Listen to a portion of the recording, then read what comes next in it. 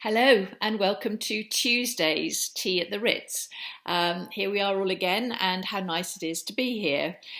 Today I want to talk to you all about colour and the older woman, a subject very dear to my heart. So I want to explore that with you in various ways over the next 3 days or so. Before I do that, I just want to wish Queen Elizabeth a very happy birthday. She is 94 today, and she is responsible for my very earliest memory when she was crowned in, I think it was 1953. I was 5.5.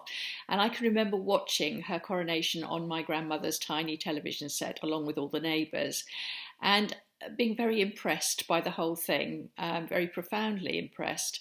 And here we are all these years later, and she's still our head of state, and she's always been there. And I think psychologically she fulfills this incredibly important role in our country of being a symbol of stability, security, continuity, and all those things that are quite important to human beings. So I definitely want to wish her an extremely happy birthday, and I really hope that she has many more years to come, because to me she symbolises so much, not least how an older woman, a woman well into her 90s, can still, on the world stage, actually command a huge amount of respect. We think of old age as being an enfeeblement, both of body and mind. That's what that's what ageism is. The belief that as we get older, being older is somehow less valuable, less important, and making less of a contribution to society. But here is a woman who is doing the opposite of all those, still enormously contributing and also very important in the role that she plays. Plus, she wears the most amazingly colourful clothes. And over the last, I think, 10 years or so, every single time that she is filmed or photographed, she's always wearing the most stunning dress and often coat with the most amazing hat in really, really powerful, strong colours. Now, I know she likes to stand out in a crowd, and she certainly does. But what she's demonstrating with that is that colour and being older is perfectly acceptable. And that is a theme that I really want to explore with you now. The acceptability of us as older women continuing to draw attention to ourselves by being colourful and attractive human beings. So why am I interested in all of this? Well, I think it actually came home to me very powerfully when I started Look Fabulous Forever, just how profoundly ageist our culture actually is. One of the best compliments you can pay to somebody of my age is to say, you don't look your age. Now you think about that.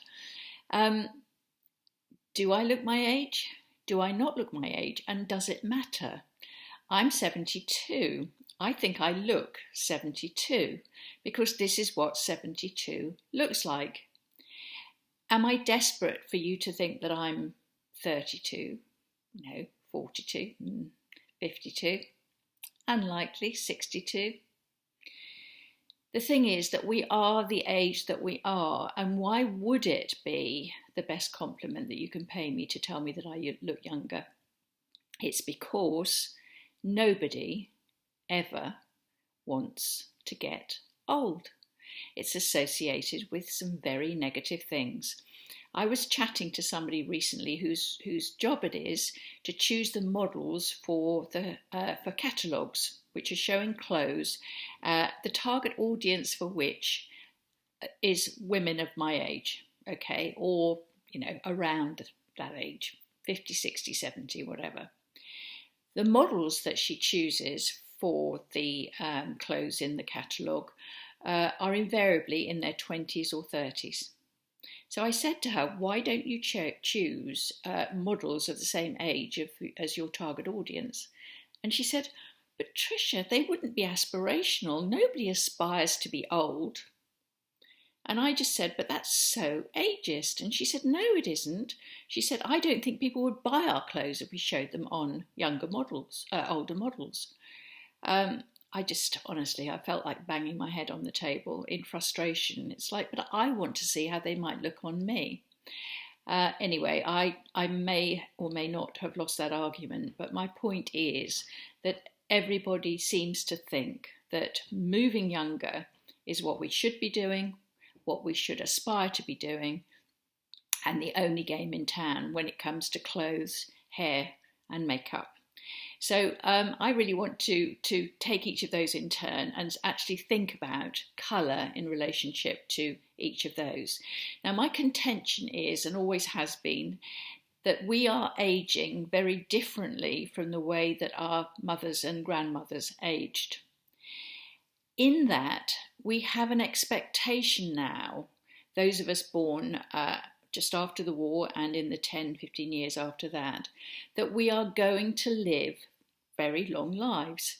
Longevity in human beings has been increasing almost exponentially over the last 100 years. So we kind of know that if we look after ourselves and if we're lucky, yes, we do have to have some luck in there, we are likely to live, to have old bones. Now, what does that mean for us as a generation? It actually means that we have to start reframing the whole experience of what it means to have this third act of life. Now, I believe very passionately, and always have done, that this third act of life can be the very best, not the very worst, which is kind of what we're brought up to believe we can look forward to. Why can it be the very best? For all sorts of reasons. Because we are more positive, we are happier, and we are perhaps the greater expression of ourselves than we have ever been. And that opens up all sorts of possibilities for further growth and for further excitement in our lives. I really do see this last act of my life as the greatest adventure of what has been a very adventurous life. So, back to what I was going to say. Now, there was a time just after the war when Vogue had a character on whom they showed clothes who was called Mrs. Exeter. Mrs. Exeter was a woman who was unashamedly in her 60s. And she was obviously a particular social class. She was a lady who lunched. She was probably upper class. She was a lady who would be at the Ritz taking tea, wearing gloves and a hat. But what she was allowed to be was somebody distinctly different than a teenager or a 20-year-old or a 30-year-old. She was allowed to have her own style, which was very specifically around the fact that she was an older woman. Now think about it. In this day and age, Vogue has covers which once a year it's called Ageless Style. The model that they choose for that cover is invariably in her 40s, and no doubt the people at Vogue think they're being incredibly daring at putting a woman in their a model in her 40s on the cover. What they're saying is that ageless style is something where you actually deny that there is anything qualitatively different about being older. So the aspiration that we all have to have is to look and be younger. And actually 40 is probably as old as you're allowed ever to get or to look. Now that is clearly a nonsense. It's completely bonkers. I can't, by an act of will, make myself become younger. Now, I might indulge in a lot of shenanigans to look younger. But frankly, I'm not interested in any of those. I'm not interested in indulging in that process where I have to have facelifts and goodness knows what to convince you that I'm actually younger than I am. Let's talk about then, let's start with our faces and the criticism that is sometimes levelled at women when they dare to put some makeup on. Now, I wouldn't have believed this, honestly, if one of the first photographs that I put onto Facebook after I founded Look Fabulous Forever, a makeup brand, which I decided would be a bit like the Mrs. Exeter in Vogue. It would absolutely only talk to and only be interested in talking to women over a certain age. We didn't define what that age was, but in my mind, the audience was always a woman, probably postmenopausal, when various changes happen to the face and you need different makeup. So a photograph of me appeared on Facebook, and I was wearing a very strong, quite reddish lipstick. And I was absolutely amazed that several of the comments underneath were from older women. You look ridiculous in that red lipstick. Older women should only ever wear pale pink lipstick because red looks all wrong on an older face. As I said, I was absolutely horrified. It's like, who says? Why? Why can't I actually, if it suits me and it works well with what I'm wearing, why can't I wear a red lipstick? But I realised that I was engaging through Look Fabulous Forever with an audience that was likely to find fault with and to find some difficulty with the fact that I was wearing something that they thought I shouldn't be wearing, because as an older person I should look less visible and less demonstrably colourful. Then the next shock was I was asked by White Hot Hair, brilliant company producing products for white hair, to go and do the makeup on a photo shoot. One of the models, Nicola Griffin, has beautiful long grey hair. So I took a few snaps of my own and posted them on Facebook. Hey, I'm up in Nottingham. I'm doing the makeup for White Hot Hair for a photo shoot. Doesn't this model look amazing with her beautiful long grey-white hair? More negative comments. Women of that age shouldn't have long hair. Women of that age look ridiculous. She looks like, it's like more of this vitriol coming out again from older women about the fact that over a certain age you're not allowed to have long hair. So hair is also an area of contention. The implication being that if you have grey hair, it should be short. And if you have long hair, you should colour it, because the combination of grey hair and long hair is a no-no.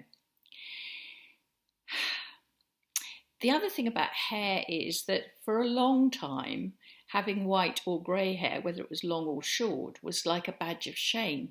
And I do think that there are an enormous number of women who find it very difficult to cope with white or grey hair, and they're under a lot of pressure, possibly from their husbands, possibly from their children, never to let their hair actually go grey.